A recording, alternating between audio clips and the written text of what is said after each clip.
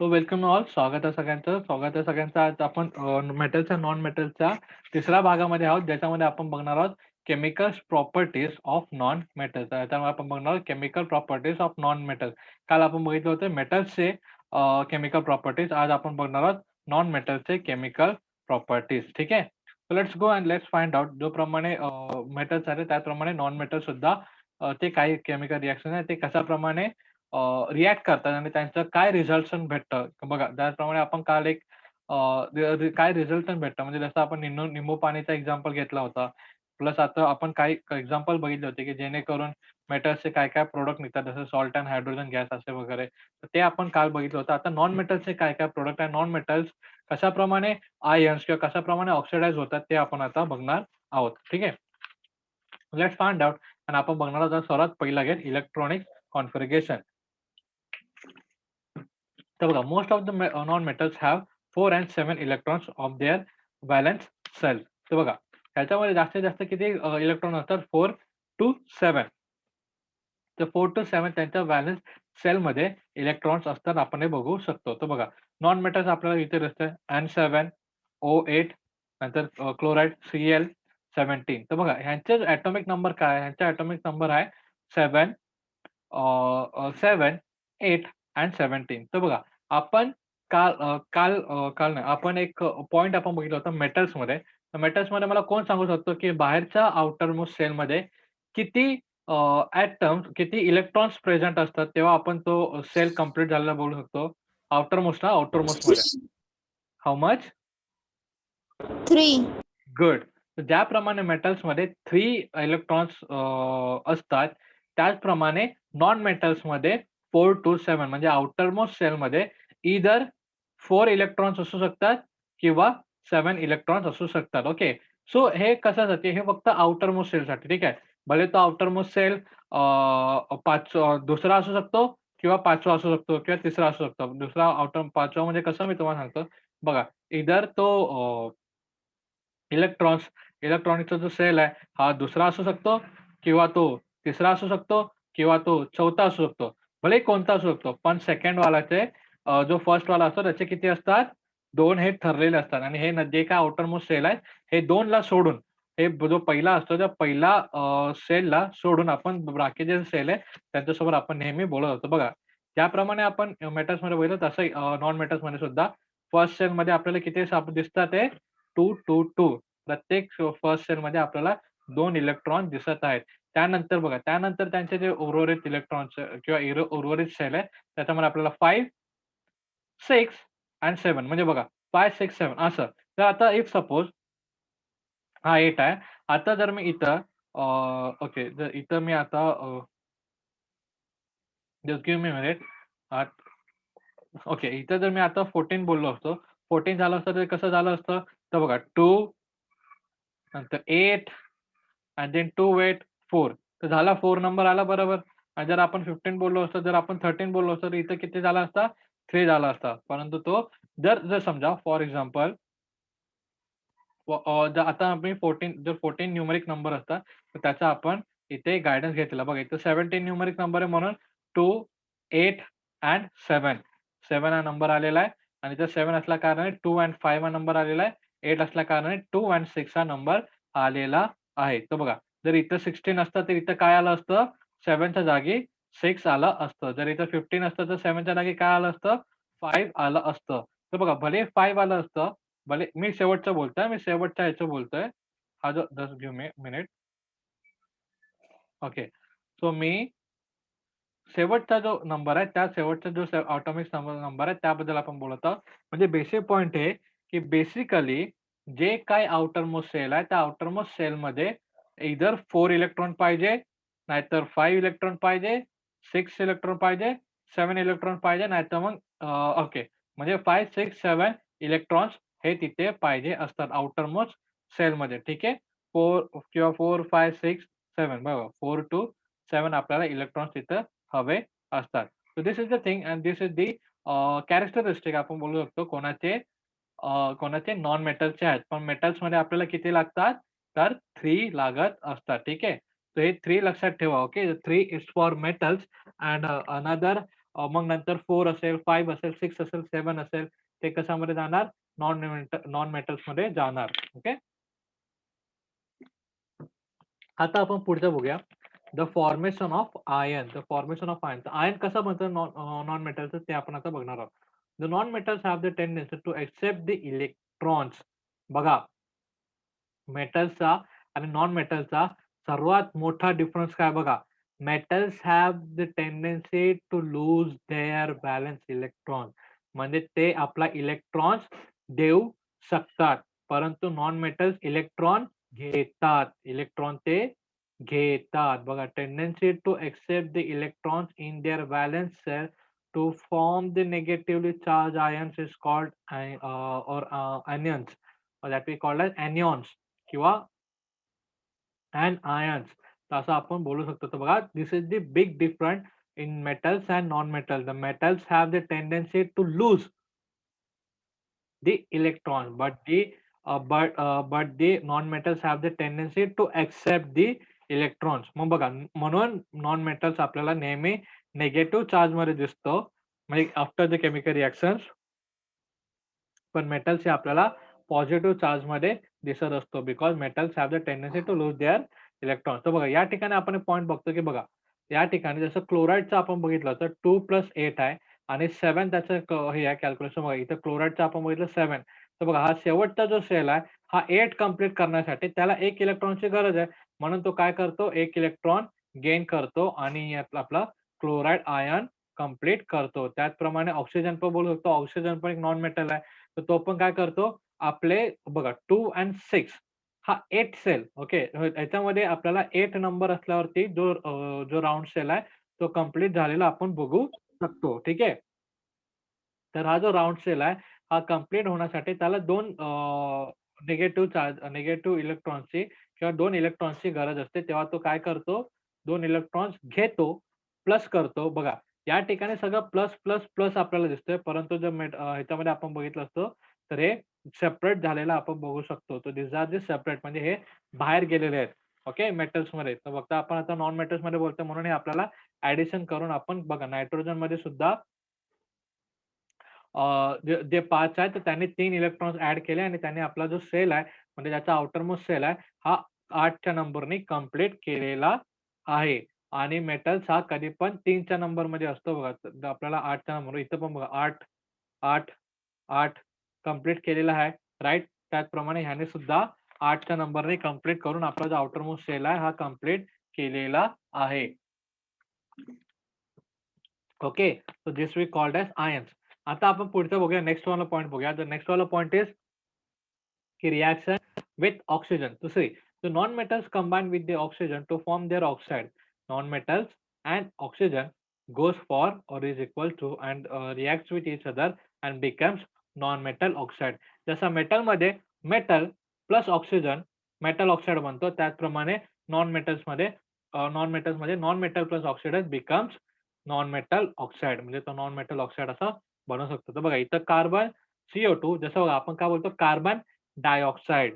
तर carbon dioxide काय बनलेलं आहे, रिएक्शन झालेलं आहे कार्बनचा ऑक्सिजन सोबत आणि कार्बन एक काय नॉन मेटल आहे. तर बघा, the oxide of the non metal are acidic in the nature and they react with the bases in the form of soluble or to form the soluble salt and water. तर बघा, salt and water बघा, acidic in nature म्हणजे ते आम्ल असतात. ते कसे असतात? आम्ल असतात. ओके. तर आम्ल ते असतात. आम्ल म्हणजे आपण आंबट असल्यासारखं आपण बोलू शकतो. बघा, CO2 कार्बन डायऑक्साइड हा कार्बन हा ऑक्सिजन सोबत रिएक्शन करून CO2 फॉर्मेट करतो आणि कार्बन आपल्याला सगळ्यांना माहिती आहे, we have already seen that is see where it is return to see non मेटल्समध्ये कार्बन हा सर्वात पहिला नाव येतो. तो कार्बन हा नॉन मेटल असल्या कारणाने तो कार्बन ऑक्सिजन सोबत रिएक्ट करून एक CO2 फॉर्मेशन करतो. मग हा काय झाला? Carbon dioxide. This is which is basically acidic. आणि पुढे आपण बघूया की काय आहे ते, राइट? तर बघा, त्याच्यानंतर आपण बघू शकतो की NaOH. तर NaOH मध्ये हा जो एक रिएक्टिंग कंपाउंड आहे, त्यासोबत तो काय करतो, कार्बन डायऑक्साइड ॲडिशनल होतं आणि ॲडिशन होऊन, तर बघा, ॲडिशन होऊन आपण इकडं बघू शकतो त्याने काय फॉर्म केलंय, Na2CO3 प्लस H2O. तर बघा आणि कार्बन डायऑक्साईड जो CO2 होता, इथला जो ऑक्सिजन एक्स्ट्राचा ऑक्सिजन आहे, तो इकडं घेऊन किंवा आपण बोलू शकतो हा जो सॉल्ट आहे किंवा हा जो केमिकल रिएक्शन्स आहे, हा केमिकल रिएक्शन्स डन झाल्यानंतर त्याने कोणी काय केलं तर बेस, हा जो बेस असतो, बेस म्हणजे आपण जस्ट गिव्ह मी सेकंड मला या so here is the thing ज्याप्रमाणे जसं केमिकल रिएक्शन त्यांचे होतात जसं NaOH that is basically base. Okay that is basically base आणि त्या बेस थ्रू मग जेव्हा आपण ते CO2 त्यांच्यासोबत रिएक्ट करतो तेव्हा Na2 आणि CO3 हा एक कंपाउंड क्रिएट केल्यानंतर H2O म्हणजेच वॉटर जनरेट करत असतं. म्हणजे ह्याच्यात जो केमिकल फॉर्मेशन आहे त्याच्यामध्ये जो आउटर मोस्ट आहे तो H2O बाहेर निघत असतो. ठीक आहे. So here is the thing. आता पुढचे आपण काही पॉइंट्स बघणार आहोत. ओके. हां. तर पुढच्या काही पॉइंट बघणार आहोत. तर ह्याच्यापूर्वी ते बघण्यापूर्वी मी तुम्हाला एक सांगतो, एक्सप्लेन करतो, की ह्याच्यामध्ये H2O बाहेर कसा आलेला आहे.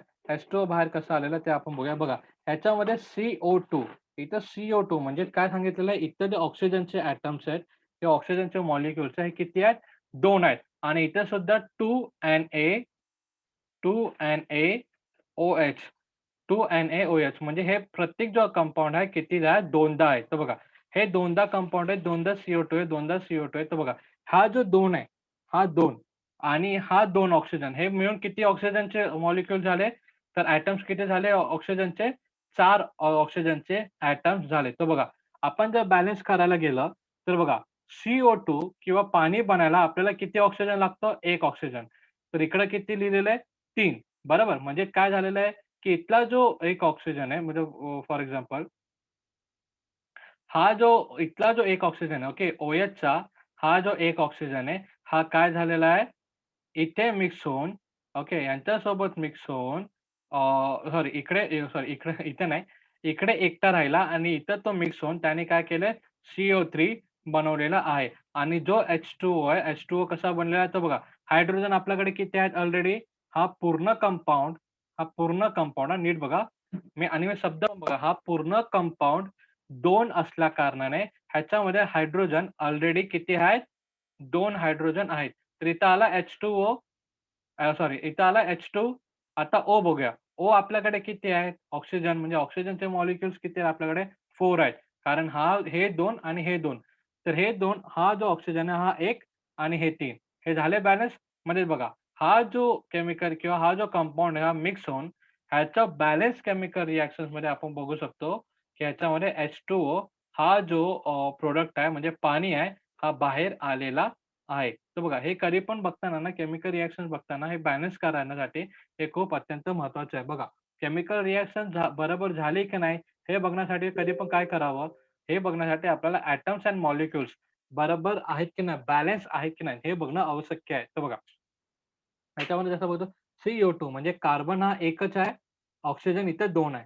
आता इथं काय सांगितलं 2 म्हणजे बघा आता आपण जर फॉर्म्युलामध्ये बघितलं मॅथ्समध्ये तर बघा 2A प्लस बी असं जर आपण फॉर्म्युला घेतला तर ह्याच्यामध्ये काय करतो आपण जरा हे करण्यासाठी तर जर आपण हे केलं 2A प्लस 2AB प्लस असं बरं 2AB ह्याचे असे जे फॉर्म्युले आहेत ते पुढे आपण यूज करत होतो. आता बघा 2A म्हणजे ह्याचं मीनिंग काय झालं, की A सुद्धा 2 आहे आणि B सुद्धा 2 आहे. बरोबर? तर हे एक सिनारिओस आहे. हा एक सिनारिओस आहे. आपण बघतो हा जे आपण फॉर्म्युला आपण जो यूज करतो मॅथ्समध्ये त्याच प्रकारचा सेम फॉर्म्युला इथे बघा. Na एंड OH हे काय आहेत? 2-2 आहेत. तर बघा इथं 2 म्हणजे काय झालं ऑक्सिजन सुद्धा 2 आहेत आणि हायड्रोजन सुद्धा 2 आहेत आणि Na सुद्धा 2 आहेत. तर बघा इकडे 2 झालं प्लस म्हणजे एकूण कंपाउंड किती झाले 1, 2, 3, 4, 5, 6, 7, 8, 9 तर 9 कंपाउंड झाले तर 9 कंपाउंड बॅलन्स आहे का ते बघूया. ओके. Na 2 आहेत. 2, 2 प्लस कार्बन 1 किती झाले 3, 3 प्लस 3 ऑक्सिजन 3 किती झाले 6, 6 प्लस 2 हायड्रोजन किती झाले 7 आणि प्लस 1 ऑक्सिजन म्हणजे किती झाले 9 म्हणजे बरोबर प्रॉपरली 9 झाले. तर this is how we can check the we can say the chemical reaction is balanced or not. ठीक आहे. हो, दिस इज द थिंग. आणि आपण नक्की पुढच्या सेशनमध्ये किंवा नेक्स्ट टर्ममध्ये पुढच्या सेशनमध्ये आपण ॲसिड अँड बेसिस यावरती काय एक्झॅक्टली डिफरन्सेस आहे तुम्ही क्लासमध्ये आपण प्रेझेंट राहू. आता सध्या लॉकडाऊन चालू आहे. तर क्लासमध्ये जसं आपण प्रेझेंट राहू, तर ॲसिड अँड बेसिसबद्दल आपण डिटेल्समध्ये बोलून घेणार आहोत. तर सध्या तरी फक्त हे रिएक्शन्स कसे बॅलन्स झालेत आणि त्यांचं प्रॉडक्ट काय निघतंय हे लक्षात ठेवणं गरजेचं आहे. तर बघा, ज्यावेळेस ज्यावेळेस नॉन मेटल हा ऑक्सिजन सोबत रिएक्ट करतो, तेव्हा तो डायऑक्साईड म्हणजे ज्याप्रमाणे मेटलचं डायऑक्साईड किंवा ऑक्साईड फॉर्मेशन होतं, त्याचप्रमाणे नॉन मेटलचं सुद्धा ऑक्साईड फॉर्मेशन होतं. तर बघा, oxide of non metal react with the water to form and acids. तर बघा, पुन्हा एकदा ॲसिड्स इथं फॉर्मेशन झालेलं आहे. तर बघा, ह्याच्यामध्ये आपण बोलतो oxides of non metal are acidic. म्हणजेच काय, हा एक फॉर्म्युला हा एक जो टर्म आहे, हा लक्षात ठेवणं गरजेचं आहे. नॉन मेटल्स जर ऑक्सिजन सोबत रिएक्ट केलं, तर तो ॲसिड बनतो. ठीक आहे. हे एक गोष्ट लक्षात ठेवा बघा. CO2 ॲसिड्स म्हणजे मी तुम्हाला एक थोडंसं शॉर्टमध्ये सांगितलेलं ॲसिड म्हणजे काय म्हणतो ते. तर बघा, carbonic acid, sulphuric acid, sulphurous oxide acid and sulphuric acid. तर हे कसे बनतात ते आपण बघणार आहोत. बघा, CO2 2 प्लस H2O म्हणजेच बघा म्हणजे बघा काय झालं H2CO3 that becomes the carbonic acid आणि पुन्हा SO2 okay that is sulphuric oxide okay sulphuric oxide sulphurous oxide हा H2O बरोबर रिएक्ट होऊन आपण बोलतो सल्फरस ॲसिड बनवलेला आहे दॅट इज H2SO3 आणि पुन्हा आपण बोलतो दॅट इज सल्फ्युरिक ऑक्साईड हा H2O सोबत रिएक्ट करून म्हणजे पाण्यासोबत रिएक्ट करून आपण बोलतो H2SO4 असं सल्फ्युरिक ॲसिड त्याने बनवलेलं आहे. बघा आणि metals do not react with dilute acid. Non-metals do not react with dilute acid. बघा, या ठिकाणी एक सर्वात मोठा डिफरन्स आहे. अजून एक मोठा डिफरन्स आपल्याला इथे दिसलेला आहे. The metals where it is हां. The metals can react with dilute acid, but non-metals do not react with dilute acid. म्हणजे डायल्यूट ॲसिड होणे म्हणजेच काय, की जर या ॲसिडमध्ये किंवा ह्या ज्या ॲसिड्समध्ये जर मी पाणी मिक्स करून त्यांना जर मी डायल्यूट केलं, तर ते डायल्यूट केलं म्हणजे त्यांची क्षमता जर मी कमी केली किंवा त्यांना क्षमता जर बेसिकली आपण त्यांची कमी केली किंवा त्यांचं ते कमी केली म्हणजे त्याला डायल्यूट केलं, तर त्याच्यामध्ये नॉन मेटल्स रिएक्ट होत नाही. So this is the thing. आजसाठी आपण एवढं बघूया आणि नंतर आपण बघूया की नोबेल मेटल्स. नोबेल मेटल्स म्हणजे कोणकोणते जे नोबेल मेटल्स आहेत ते बी बघूया. Purity of gold and the corrosions. What is corrosion and what is alloys ते आपण बघूया नेक्स्ट टर्म्समध्ये. कोणाला काही अडचण असेल किंवा हा जो पोर्शन आहे आता म्हणजे आतापर्यंत जे रिएक्शन्स आहेत, ओके. ते रिएक्शन्स एकदा वाचून घ्या, बघून घ्या. काही डाउट असेल त्याच्यामध्ये तुम्ही विचारा. ठीक आहे. कोणाला काही डाउट असेल, कोणत्या प्रकारचा डाउट असेल, यू गाईज कॅन आस्क. ठीक आहे. And one more thing, do not worry, you just read that lesson. आपण acid, what is acid, what is base याबद्दल आपण बोलून घेणार आहोत. ठीक आहे. फक्त आता ते बेसिक पॉइंट्स आहेत. बेसिक पॉइंट्स आहेत म्हणजे कोणते बेसिक पॉइंट, की आउटर मोस्ट सेलमध्ये acid and sorry metals and non ठीक आहे. So what is that basic point म्हणजे कोणते? तर बघा डिफरन्सेस मी सांगतोय. इथं मेटल्स अँड नॉन मेटल्समध्ये एम ह्याच्यामध्ये आउटर मोस्ट सेल्समध्ये किती हे असतात वॉट इलेक्ट्रॉन्स आणि ह्याच्यामध्ये आउटर मोस्ट सेलमध्ये किती इलेक्ट्रॉन असतात ते बघा. ते नीट लक्षात ठेवा. नंतर ह्याच्यामध्ये ह्याची tendency, this have the tendency to lose the electron, this have the tendency to gain the electron. म्हणजे हा कधी पण एक्सेप्ट करतो, हा ॲड करतो. इलेक्ट्रॉन्स ॲड करतो, परंतु हा चार्ज निगेटिव्ह राहतो. हा इलेक्ट्रॉन लूज करतो आणि हा चार्ज पॉझिटिव्ह राहतो. हे लक्षात ठेवा. हे एक डिफरन्सेस लक्षात ठेवा. आणि third difference is this can react with dilute acid, but this cannot react with dilute acid. And again, यांच्या रिएक्शनमध्ये सॉल्ट बाहेर येतो, मेटॅलिक सॉल्ट आणि ह्यांच्या रिएक्शनमध्ये ॲसिड अँड H2O बाहेर येत असतो. तर हे जे काही 4 डिफरन्सेस मेन आहेत डिफरन्सेस ते तुम्ही बघून घ्या, ते रीड करा आणि डिफरन्सेसकडे लक्ष द्या. And just read that differences. आपण पुढच्या सेशनमध्ये उद्याच्या सेशनमध्ये आपण हे जे नोबेल मेटल्स वगैरे काय आहेत याबद्दल आपण बोलून घेणार आहोत. ठीक आहे. Which are the noble metals and all. ठीक आहे. आजच्यासाठी फक्त एवढंच रीड करा आणि हेच रीड करा. ओके. ऑलराइट. खूप आजच्यासाठी एवढंच रीड करा आणि काय ओके. काय डाउट वगैरे असेल तर विचारू शकता. ठीक आहे. येस.